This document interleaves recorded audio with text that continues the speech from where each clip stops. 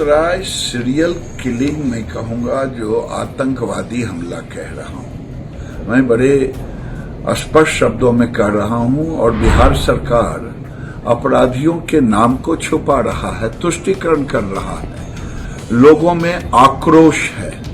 और आखिर नाम छुपाने का कारण क्या हो सकता है? नाम हिंदुओं का दिखा रहे हैं, अपराधियों के असली नाम छुपा रहे हैं, असली अपराधी को छुपाने का काम किया जा रहा है। आपने फोटो जारी कर दिया, लेकिन सबसे महत्वपूर्ण पुलिस के लिए होता है कि आप एविडेंस के आधार पर उसको मुजरिम करार देना।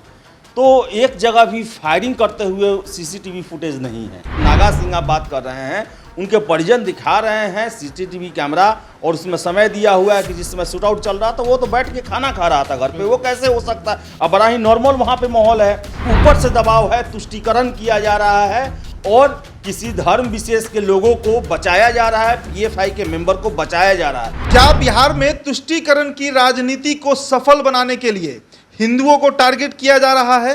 क्या बेगूसराय गोलीकांड जो है, जिसमें 4 युवकों को गिरफ्तार किया गया, उनके नाम भले ही हिंदू के बताए जा रहे हों लेकिन वो किसी धर्म विशेष से आते हों?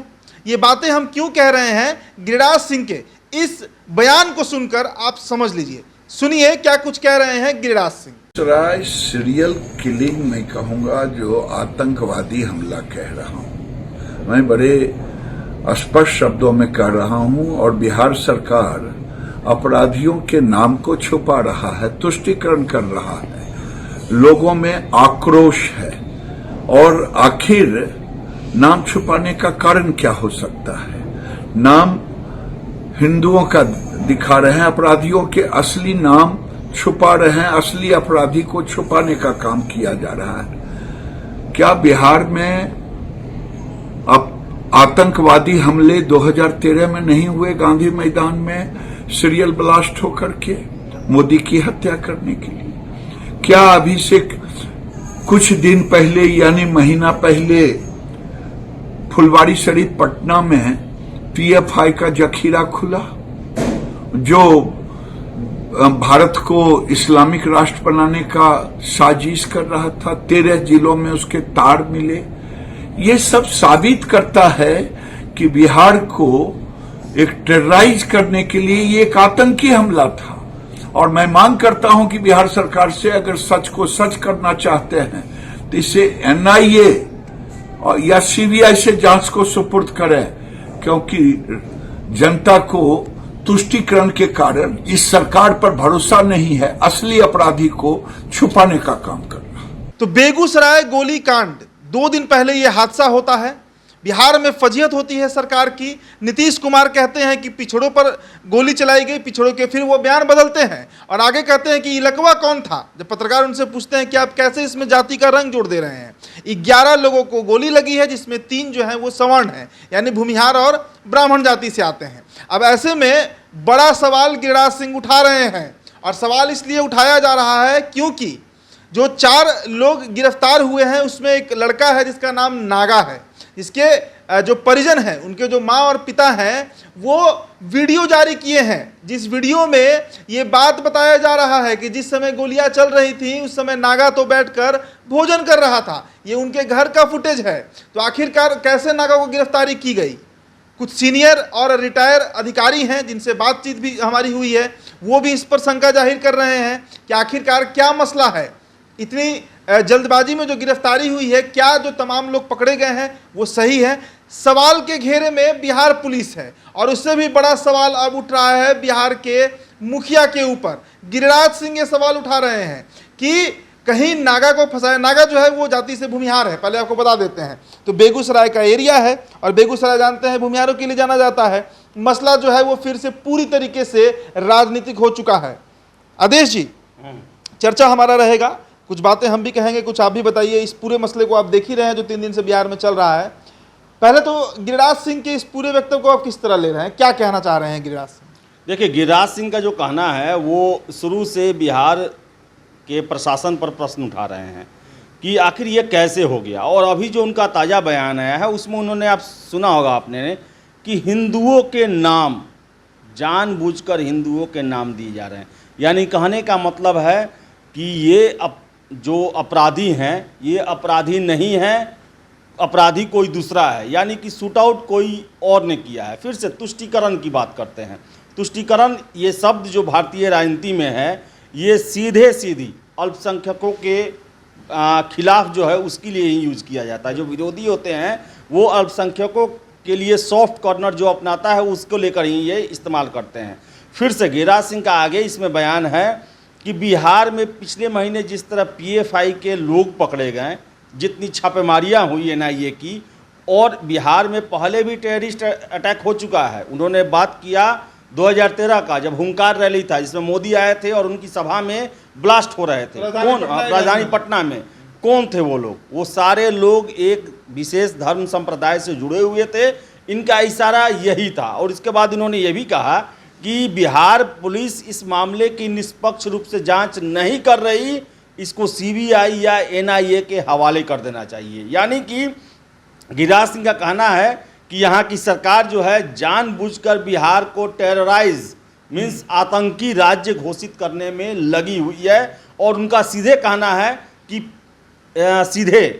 है कि तुष्टीकरण की राजनीति है, और इनडायरेक्टली कहना है उनका कि इसमें हो न हो पीएफआई के लोग शामिल हो सकते हैं, जिनको सरकार बचाने के लिए हिंदुओं की कुर्बानी दे रही है। एक सवाल देखिए, एक सवाल हमारा भी है और आप भी इस पर सोचिएगा ज़रूर। हम जवाब देने का प्रयास तो नहीं करेंगे, लेकिन उस पर जो निष्कर्ष होगा वो बताने का प्रयास जरूर करेंगे। आदेश जी, देखिए गिरफ्तारी तो हो गई है, लेकिन गिरफ्तारी हुई है और यही चारों अभियुक्त हैं, इन्हीं 4 लोगों ने गोली चलाई है। इसका कोई डॉक्यूमेंटेड प्रूफ भी तो नहीं मिला है।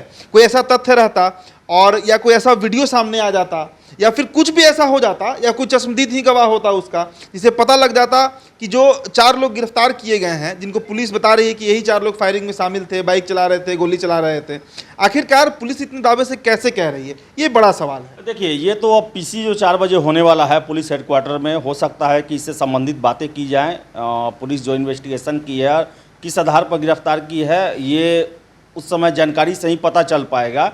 लेकिन जो पुलिस के ही सीनियर ऑफिशियल हैं जो रिटायर्ड हैं, उनसे मेरी बात हुई तो उनका कहना है कि आपने फ़ोटो जारी कर दिया, लेकिन सबसे महत्वपूर्ण पुलिस के लिए होता है कि आप एविडेंस के आधार पर उसको मुजरिम करार देना।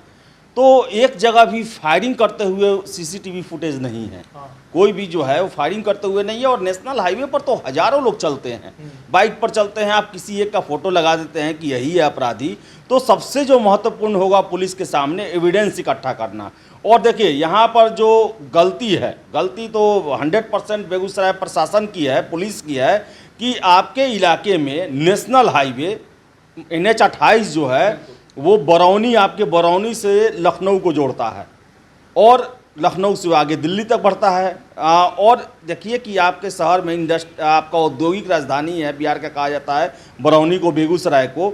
वहाँ पर 1.25 घंटे तक 4 जो लोग हैं 2 बाइक पर शूट आउट करते चलते हैं, और आपकी एक भी पेट्रोलिंग गाड़ी वहाँ पर नहीं रहती है। जबकि 3 थानों के सामने से वो गुजरे हैं और दहशत फैलाते हुए गुजरे हैं। और यहाँ पर तो हमेशा हम सुनते हैं कि थानों को कहा गया है कि 4 से 6 टाइम में पेट्रोलिंग करें। हाईवे पर आप टोल टैक्स लगाते हैं तो वहाँ पर जो है एक पुलिस की गश्ती की गाड़ी रहती है, हाईवे पेट्रोलिंग की गाड़ी रहती है। आखिर कैसे एक शहर के पास 30 किलोमीटर तक शूट आउट चल रहा है और एक भी, मानिए हम शहर से 50 किलोमीटर दूर मान सकते हैं कि वहाँ पेट्रोलिंग की गाड़ी नहीं हो, लेकिन जब शहर के किनारे है वहाँ पर तो होने की संभावना होती है, वहाँ पर तो होना चाहिए। क्योंकि कई बार ऐसा होता है कि कितने अपराधी हैं लूट के भागते हैं NH के सहारे, कितने लोग हैं जो क्राइम करके भागते हैं, तो वहाँ पर तो होना चाहिए। और 45 मिनट 1.25 घंटे तक 30 एक जगह होता तो ये कोई अलग बात था, लेकिन 30 जगह तक 11-12 अलग अलग जगहों पर ये फायरिंग की गई और आपके पास कोई भी एविडेंस जो पुख्ता है, कहा जाए ना कि एक जो जांच चलता है, खबरें निकलती है, उसमें भी पता चलता है, वो चीज़ नहीं है। हालांकि हम लोग अभी दावा नहीं कर सकते हैं, पीसी होने वाला है, हो सकता है कि उसमें वो बात करें कि हमारे पास ये एविडेंस हैं जो कि जिसके आधार पर हमने गिरफ्तारियां की है और यही है। तब उनके परिजनों का बात गलत हो सकता है, लेकिन उनके परिजन तो दिखा रहे हैं, जो नागा सिंह आप बात कर रहे हैं, उनके परिजन दिखा रहे हैं सीसीटीवी कैमरा, और उसमें समय दिया हुआ है कि जिस समय शूट आउट चल रहा था वो तो बैठ के खाना खा रहा था घर पे। वो कैसे हो सकता है? अब बड़ा ही नॉर्मल वहाँ पे माहौल है, कोई डरा या अफरा तफरी वाला माहौल नहीं है। तो देखिए, ये मैं आपको बता दूं कि बहुत सारे लोग हैं और गिरिराज सिंह ही प्रश्न उठा रहे हैं इस पर कि पुलिस जो है वो गलत लोगों को पकड़ रही है, दबाव में काम कर रही है और उनके क्षमता का नहीं है इस मामले का उद्भेदन कर पाना, क्योंकि ऊपर से दबाव है, तुष्टीकरण किया जा रहा है और किसी धर्म विशेष के लोगों को बचाया जा रहा है, पीएफआई के मेंबर को बचाया जा रहा है। गिरिराज सिंह का कहने का इनडायरेक्ट मतलब यही है कि कुर्बानी किसी और की दी जा रही है, काम करने वाला कोई और है। चलिए, अगर राजनीतिक एंगल को हम साइड भी कर दें, चूंकि इधर हम पार्टी के दानिश रिजवान भी काफ़ी एग्रेसिव हैं, जेडीयू के नेता भी बयान दे रहे हैं, गुलाम रसूल जो हैं वो भी इस पर बोल रहे हैं, बलियावी जो हैं, तो कई लोग इस पर अलग अलग प्रतिक्रिया दे रहे हैं। खैर, ये नेता हैं, लेकिन अगर हम प्रशासनिक नज़र से इस पूरे मामले को देखें तो ना तो कोई साइंटिफिक एविडेंस अभी तक मिला है जिसके बिसात पर यह बात कही जाए कि ये 4 लोग जो अभियुक्त है यही अपराधी हैं, और ना ही तो कोई चश्मदीद है, और सीसीटीवी फुटेज से भी मामला जो है वो सुलझ नहीं रहा है। कहीं भी सीसीटीवी फुटेज में गोली चलाते हुए सामने नहीं देखा जा रहा है। तो ऐसे में ये 4 लोगों की गिरफ्तारी पर सवाल उठाए जा रहे हैं, सवाल गिरिराज सिंह उठा रहे हैं। उनका कहना है कि जो NH-28 बरौनी से होते हुए और बेगूसराय होते हुए फिर गोपालगंज के आगे यूपी घुस जाता है, गोरखपुर और लखनऊ तक जाता है, क्या इस बात को नहीं कहा जा सकता कि वे अपराधी जो हैं उसी रूट से कहीं बाहर चले गए हों और ये 4 लड़के जो हैं इन्हें फंसाया जा रहा हो? सच्चाई कोई नहीं जानता है, हम भी नहीं जानते हैं, इसलिए निष्कर्ष पर तो हम नहीं पहुंचेंगे, लेकिन सवाल प्रशासन से ये जरूर करेंगे और इसका जवाब भी प्रशासन को देना पड़ेगा कि वो 4 लड़के क्या सच में अभियुक्त बनाने जाने लायक हैं या नहीं है। गिरिराज सिंह ने तो अपना पत्ता खेल दिया, पीएफआई पर, तुष्टीकरण पर, अल्पसंख्यक पर। वो ये भी मांग कर रहे हैं आदेश जी की जांच होनी चाहिए इसकी, एनआईए से और सीआईए से, इसकी भी मांग कर रहे हैं। मांग सही है, जांच होनी चाहिए या नहीं होनी चाहिए? देखिए उदिता, एक सबसे महत्वपूर्ण चीज़ है कि जो भी गुनहगार हैं, ओरिजिनल गुनहगार हैं, इसमें देखिए, इसमें कोई भी दबाव और प्रेशर सरकार को, पुलिस को नहीं लेना चाहिए, ओरिजिनल गुनहगार को पकड़ना चाहिए, क्योंकि अगर वो सनकी है और उनकी ऐसी मानसिकता है तो हो सकता है उनको नहीं पकड़ा जाएगा। बेगूसराय नहीं, लखीसराय में ऐसा कांड कर दे, पटना में ऐसा कांड कर दे, हाजीपुर में कांड कर दे, मुजफ्फरपुर, गोपालगंज, मोतिहारी, कहीं भी ऐसा कांड कर दे। ये बड़ा ही सोचने वाली बात है और कई लोग जो हैं दहशत में भी है। उनका कहना है कि अब सड़क पर चलते हुए थोड़ा डर लगता है कि कौन, पता नहीं कौन आए और किसको कोई मार के चला जाए। बिल्कुल, तो देखिए, ये जो है ये एक चैलेंज है, भले ही लेट से रिजल्ट आए, लेकिन ओरिजिनल गुनहगार को पकड़ा जाए। और हम इसलिए कह रहे हैं क्योंकि देश का एक केंद्रीय मंत्री आपकी गिरफ्तारी पर प्रश्न खड़ा कर रहा है। बिल्कुल, और दंगा अगर होता है या कोई भी और अन्य अपराध होता है तो उसको नियंत्रण में करने के लिए सरकार के पास तंत्र है, व्यवस्था है, लेकिन ये तो ऐसा मामला है कि 4 सिरफिरे लोग, वो कौन है, उनकी आइडेंटिटी क्या है, किसी को नहीं पता। सिरफिरे नहीं है, वो अपराधी हैं। हाँ, तो वही अपराधी हैं, या उन्हें आप आतंकवादी कहिए, हो सकता है कि वो आतंक से, तो खुद गिरिराज सिंह ही कह रहे हैं, नहीं, और आतंकवादी का ही हरकत है, हम भी उनको आतंकवादी कह सकते हैं। इस तरह के हरकत को आतंकवाद का ही हरकत कहा जाएगा। अगर ऐसे लोग खुले घूम रहे हैं अभी भी बिहार या देश की सड़क पर, तो यहाँ का आम जन सुरक्षित नहीं है।